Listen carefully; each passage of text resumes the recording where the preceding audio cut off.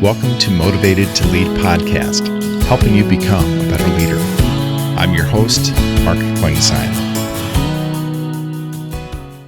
Hi, everyone. Thanks again for joining us for our podcast this week. My name is Mark Klein with SEMA Partners. Each week, we interview leaders and they share lessons learned from their careers. Our goal is to help you become a better leader. This week, we're going to revisit a conversation that we had some time ago with Alisa Cohn. Alisa is an executive coach. She's coached executives in prominent startups such as Venmo, Etsy, the Wirecutter, and she also has worked with Fortune 500 companies, including Dell, IBM, Microsoft, Google, Pfizer, Klein, and the New York Times. She is the author From Startup to Grown Up, which won the 2022 Independent Press Award, and creator and host of a podcast of the same name. She's a frequent keynoter, and Inc. magazine named Alisa as one of the top 100 leadership speakers. And she was also named the top startup coach in the world at the Thinkers 50 Marshall Goldsmith Global Coaches Awards. We're looking forward to our conversation today with Alisa. To have Alisa joining us, I appreciate you taking time out of your busy schedule to talk to us today. I'm so happy to be here, Mark. Thank you so much for having me. Yeah. Well, I guess, can you give us just a little bit of your story? We won't take, I know you could go on for hours talking about kind of your journey, but would love to get just an overview for our audience, kind of how you've gotten to where you are today. Sure. Well, journey is right. I would say that when I was in business school, I went to business school originally in order to sort of examine and see why people do things in service of the organization or sadly don't. And once I was in business school at Cornell, I got all turned around and I ended up focusing on finance and accounting and strategy and exited into PricewaterhouseCoopers on the fast track program. 5 years to partner. Ooh la la. And I thought, all right, that's it. My life is set. And I think a lot about the Joseph Campbell quote, that I love this quote. He says, if you can see your path all the way through to the end, you're following someone else's path. If your path only becomes clear moment by moment as each foot touches the ground. And that was definitely true for me because I saw my path all the way through to the end. And then I woke up 2.5 years in and I thought, this is not it, right? And so I had kind of a big moment of truth where I thought, I hope I get the flu. So I don't have to go to work tomorrow. So indeed, I got the flu. 18 hours later, I was rushed to the emergency room and I got the flu. And I just thought, this can't be. No mas. Like, I would rather be a waitress. So I had to figure it out. And luckily for me, my then yogi boyfriend dragged me to a conference that we were going to volunteer at, Body and Soul Conference. And I there met a coach who spoke to the volunteers. Her name is Cheryl Richardson. And I was like, what is that? I want to do that. And so I followed her around and I just found my path and that was it. And then I definitely had put one foot in front of the other for about 22 years. Well, if you were able to, and I like to ask this question on the front end of the conversation, if you were able to go back and talk to that 22-year-old and give her some coaching, how would you coach her? You know, in general, my advice to my younger self is always calm down. It's going to be okay. And it's only later in life that I've even been able to approach taking that advice myself. You wrote, I think this was in the foreword, you said, leadership is an unnatural act. And we've got a lot of new leaders, kind of up and coming leaders, but kind of unpack that a little bit as far as what you meant by that statement. Yeah, well, you know, in my book, From Startup to Grown Up, it's the journey of founder to leader, but it's really the journey of all leaders, all new leaders, as you say. And one of the insights you have to realize is that you have to learn how to do it. It doesn't just happen. It's not natural. And the reason is because if someone is screwing up, you kind of want to tell them they're screwing up. But sometimes as a leader, you have to give them confidence and praise them. Right? You don't normally give feedback to your friends or feedback to your family, but nonetheless, when you're in the business world and you're the leader, you have to give feedback to people. You've got to deal with them when they don't want to hear your feedback. So for those reasons and many more, you have to sort of learn the unnatural act of leadership in order to be successful and grow as a leader. In the book From Startup to Grown Up, it's looking at as far as kind of the founders, but it has a lot of great advice for people that maybe are not entrepreneurs, but they're leaders in companies, and definitely encourage everybody to pick up a copy. You talk about, as far as that, there's different aspects, and I think you start out, I think correctly, that you have to learn to manage yourself before you manage others. But talk a little bit about that, just some of the things that new leaders could be doing as far as to, again, get kind of the right lens as far as to look at themselves. Yeah, the reason is because when you're sort of wondering how to handle a difficult employee, and you're kind of gearing up and thinking about having difficult conversations with them, there's something in the way for you that hasn't allowed you to do what you need to do for the past days, weeks, months, or sometimes years, right? As in, have the right conversation with this person. So I want to help you build the tools to do that. But first, we have to look at yourself. It always starts with you, that you have to figure out what is going on inside yourself that's prevented you from taking action on these situations. And some ways to do that are, for me, and I say in my book, reflection has to become reflex. You have to be able to journal and really get to the power of what's in my way, what am I thinking and feeling, what's energizing me, what am I afraid of. That's one aspect of managing yourself. That's about building your self-awareness, kind of measuring yourself. I have a few scales in my book where I talk about, sort of how do you communicate? Are you a communicator and you're gregarious and you're brainstorming all the time? Or are you kind of keeping your cards close to your vest and, not talking? And there's other continuums as well. You have to kind of assess yourself on that. Equally importantly is you've got to really dig into what are the psychological and emotional components which are getting in your way. Like, a lot of people suffer from imposter syndrome. A lot of people are just, sort of overly anxious. So mining those things and getting to the heart of the matter, and then building the skills and tools to help you manage yourself, is the only way you're going to have the capacity to grow as a leader.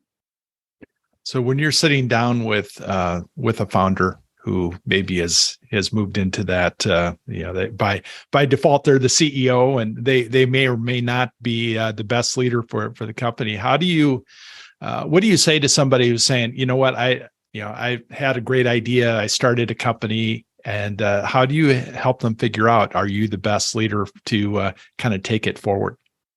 Yeah, well, that's a very sensitive question. I mean, when you start a company, you're the only leader. So you better be the best leader. You have to be the best leader, right? Because you're the only leader. And until a certain point of the company, you're actually not a leader, you're a founder. And that requires you to get people on board no matter what. Get funding, get people to connect to your vision, understand your vision, and then rally around your vision. It also means you got to jump in and do stuff over and over. And you got to hire people who are also ready to do stuff. It's only in the years that follow where you have to decide, do I want to be the leader who steps away? Dennis Crowley is one of my former clients. He's the CEO and founder of Foursquare. And he said this, I interviewed him for my book. He said, at first you give away the boring stuff, like who wants to do the budget meeting anyway, right? And then you give away the stuff that, like, you kind of disappoint you have to give it away, the marketing stuff. And then you have to give away product, and you don't want to give away product. But to become a leader and have the company grow and have you grow, you have no choice but to give it away. At some point, you, the founder, have to decide, am I willing and able to give away all the fun stuff in order to do the job of, like, what I call cranking the machine of running the company? Those are actually two different skill sets. And you have to search your heart to decide, do you really want to learn what you need to learn to do that aspect of it? So as you're looking at a new leader, what are some of the big blind spots that leaders tend to have? What are the areas that they tend to over and over? And I'm sure you've seen it repeated. You've done this with hundreds of founders and startups. Talk a little bit about that. What are the common things that people miss? Yeah, without a doubt, one of the common, I think the most common, is that you are the expert on your intention. Everybody around you, founder, is the expert on your impact. And leadership development, in part, really requires you to marry intention and impact. People don't realize that they come across in a certain way. They're only inside of themselves. They're not with themselves. So they don't realize that they're coming across a certain way, maybe a little bit too forceful, maybe at sometimes kind of snippy. They don't realize people are kind of afraid of them because they're new employees and then they're like thinking, oh, this is the big CEO, this is the big founder. And they're just like, oh, the founder's like, oh, I'm just me. Like, why would anyone be afraid of me? So all those things have to do with self-awareness and awareness of their situation. That is the most common thing. I would add, with founders and with all leaders, you have to realize your suggestions are orders, your brainstorms are orders, your inklings are orders, and your orders are orders. And just becoming aware of that is another common blind spot. I've heard it said by leaders that you have to be careful, especially when you're in charge of a meeting, that you don't offer all of your thoughts on the front end of it. How do you coach as far as leaders as they're either moving into a new situation or they have the first team around them? What are some tips that they can do to be a better leader in meetings and getting the team to kind of rally around? Yeah, the first thing about meetings is to be clear about what the purpose of the meeting is, right? So it's like you bring people into a meeting, you're like, we're going to talk about all these things. You've got to be purposeful and clear what the outcome you're looking for in the meeting, and then drive the meeting to that conclusion. As you know, I have a whole chapter on meetings, so I'm obsessed with meetings. and just to say that one of the aspects of you as the leader is to get clear on what your role is in the meeting. So sometimes your role in the meeting is to actually get what everybody else wants to, what they have to say, as in actually understand where everybody else is on this topic, whatever it is, what their point of view is. If you jump in and you give your point of view first, you're tainting the entire meeting and everybody's going to want to follow along with your point of view. Many people are anyway. And so it's really important, if you really genuinely want to get people's point of view, that you've got to be quiet to let them all speak. Also, what happens very often in my experience, I have a founder who is constantly asking me, or had been asking me, why don't they participate in meetings? Like, as in, why am I the only one speaking in meetings? And I ask them for their input and they just clam up. So I observed a few meetings of his, and the answer is because he jumps in to fill the silence, and he tells everyone what they think, what they should think. He tells everyone what he thinks. And then he's wondering why there's an awkward silence when he asks for their input, because he hasn't given them the space and the room to actually bring themselves to the table. So it requires self-management to be able to really come to terms with what it takes to lead meetings.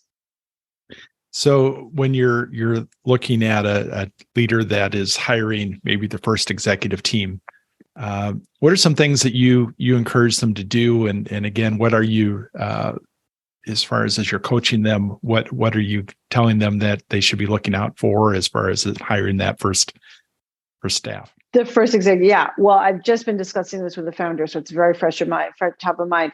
Basically, you've got to really think about what are the jobs to be done. So people will say, oh, I want a CFO who is experienced and knows how to, run the finances of a company. And I'm like, well, that's very unspecific, right? Like, what specifically are you looking for in terms of the jobs to be done by this individual? Like, that's really important for you to get a handle on, because, for example, for a CFO, you might want that CFO to really be great at helping you achieve the right gross margin. Or you might want that CFO to be very operational and be very great at running like the OKR system or the whatever the systems of the company. Those are two very different CFOs. So you've got to get clear about what your expectations are for the jobs to be done and what are your top 3 priorities. And then what are the cultural attributes you're looking for too? What happens if people hire people who are smart but not collaborative, or collaborative but not proactive? Right? So then things don't get done the way you wanted them to get done. So you got to think about, what am I actually looking for in terms of building a culture around here? It can't just be smart. It's got to be some version of, let's say, proactive, be able to hold themselves accountable. How do you, the CEO, expect to be managed? Do you want them to be constantly telling you what they're doing? Do you want to assume they're just doing it, not check in with you? Whatever that is, it's very helpful for you to get that in your mind's eye. And then when you interview the candidates, you want to look for very specific evidence that they bring those cultural attributes and also those specific experiences in jobs to be done, so that you know what you're getting. What happens is people don't think about it that specifically. They don't think about it that clearly and with enough, let's say, structure. And then they hire someone and they're wondering, oh, I didn't hire the right person. Like they're not doing what I wanted them to do. And then I would add, most importantly, is you have to also think about how you onboard that person. Because that's a critical part of hiring too. You've worked with a number of companies that are now well known, that they were that in that startup phase, and now they've grown to be household names. Talk a little bit about the CEO as a talent magnet. What do you see the talk about hiring and just things to look for, but how do you attract as far as talent, and what do you see as characteristics in the CEOs that are able to build those teams that attract the right talent? Yeah. The CEOs who can attract the best talent are tenacious, are focused on talent, and are building a culture and a brand that people want to attach themselves to. And I absolutely think that the CEO needs to be a talent magnet, because what's going to happen for sure is whoever you hire on your executive team early days are not going to be with you necessarily on the way to, the bigger company. And so you've got to be in your mind's eye, constantly be on the lookout for people that you can recruit and bring to the team to add in, to fill in the gaps, to be the right people right now. And you, the CEO, are the ones who cares the most. And you, the CEO, have the most credibility to attract the right people to the team. I think one of the things, and you have a chapter that talks about managing the board. I think that's one of the roles that new leaders, maybe they haven't had the responsibility and working with a board. Talk a little bit about that, the mindset, and what do you see as far as new CEOs, mistakes they make, and what would you encourage them to do? Yeah. So what I say is that you should treat the board like another direct report. Like, wait, what? Because they manage you. Well, yeah, but you've got to manage the board, and you've got to put the time and effort into managing them the way you have to manage a direct report. So you've got to assess the strengths and weaknesses of your board members. And I have in my book a taxonomy of the board members that you may encounter as you build your startup. Most of which are kind of, interesting characters, let's say. And if you kind of get a sense of the strengths and weaknesses of each board member, you've got to think about, how do you build board culture? How do you build the expectation that we're all working together? Because that's going to help you. If they're working together, it's going to help you ultimately run the board and build the company.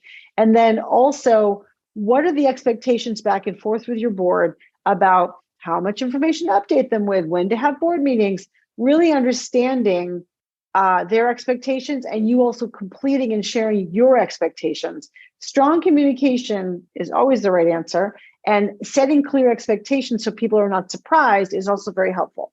Mm-hmm. What do you say to somebody who maybe gets sideways with a board? I'm sure you maybe have coached a few CEOs that maybe things have kind of derailed.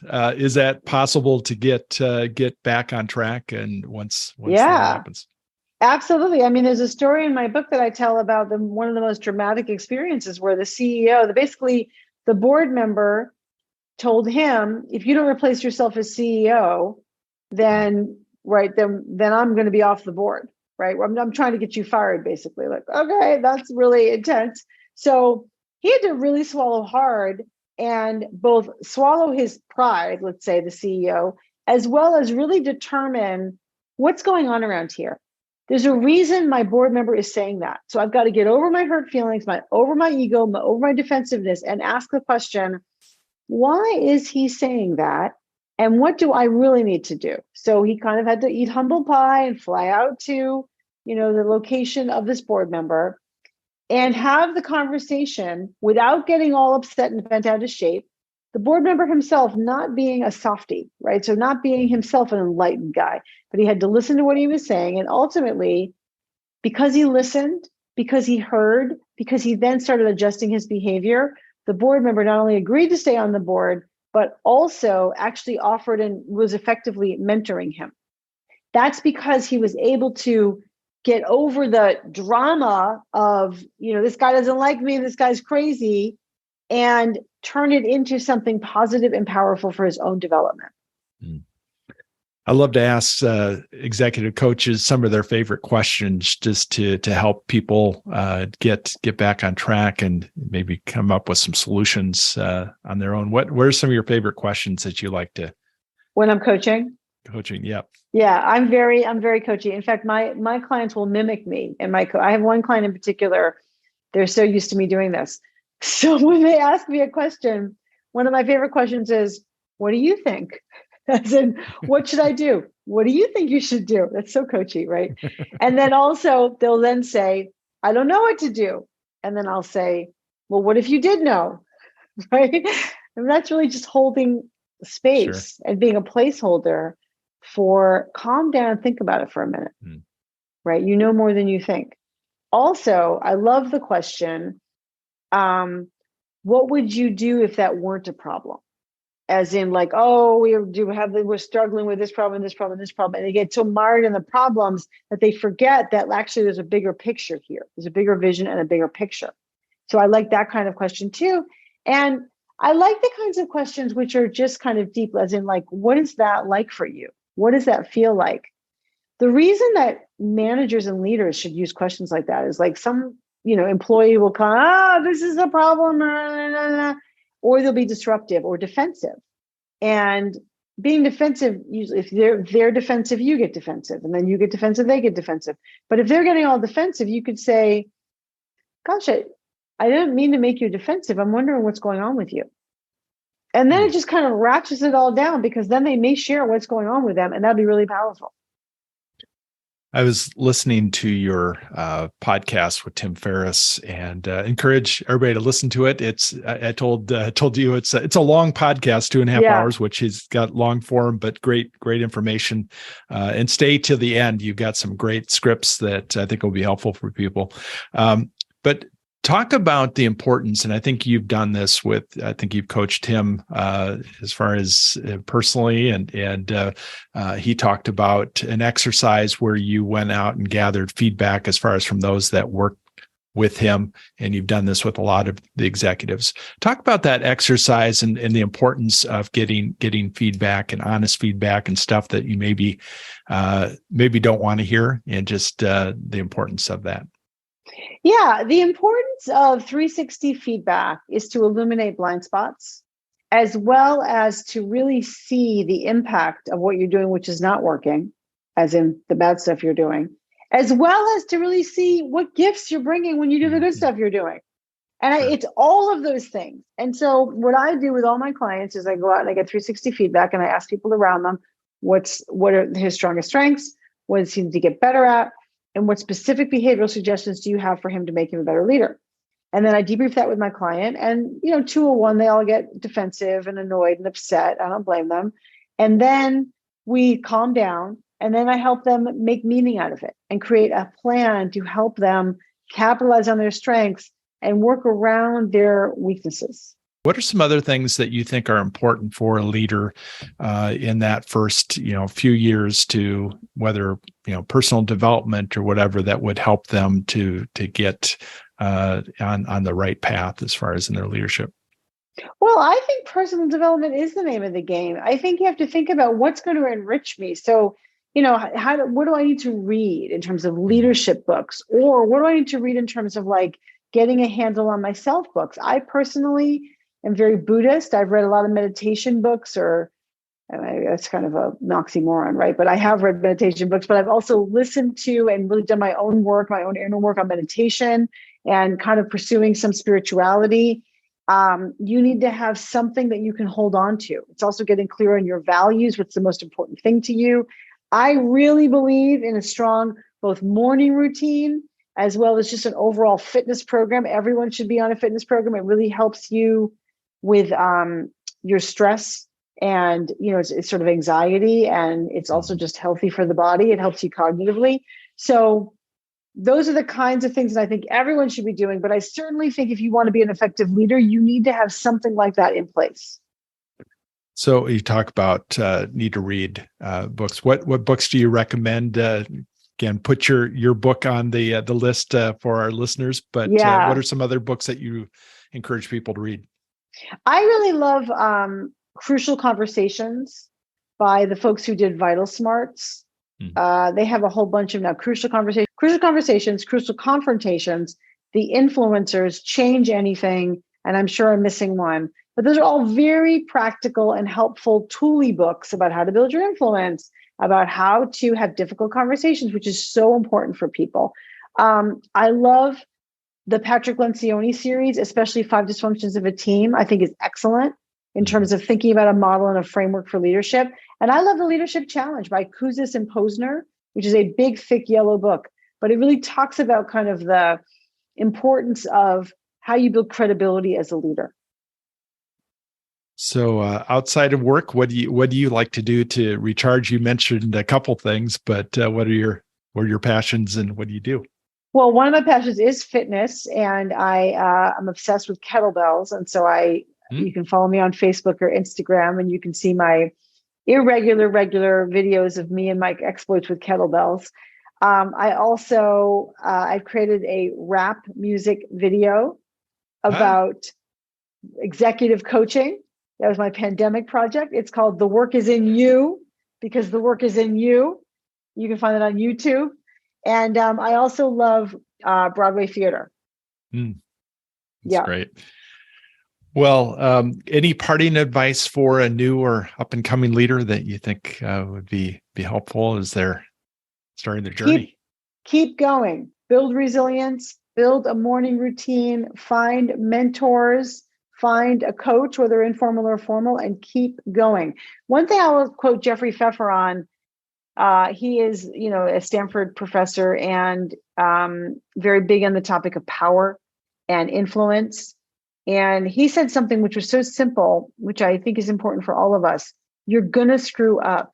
The most important way for you to be successful in doing what you want to do is to build the resilience to try again and keep going. Great advice. So how would somebody learn more about your work? And definitely I'm going to check out your rap. Thank you. But how would they find out more about you? Sure. Well, you can look me up on the internet. So you can go to alisacohn.com/startup and find out more about my book. You can download 5 scripts for delicate conversations and one to make your life better at alisacohn.com/scripts. And you can also find my podcast, also called From Startup to Grown Up, wherever all podcasts are found. Great. Well, Alisa, I wish you continued success as you continue to help leaders grow, and definitely looking forward to your next book. I think you said this book took you 10 years at least in the process, and so I'm sure you've got another one in that you're going to start thinking about writing. Maybe, right? Yeah, maybe. We'll see. Thanks, Mark. I really enjoyed the conversation. Thank you so much. Yeah, absolutely. Thank you for listening to the Motivated to Lead podcast. Please subscribe on iTunes. You can also see a video version of this interview at motivatedtolead.com. This podcast is brought to you by SEMA Partners, helping you find your next great leader.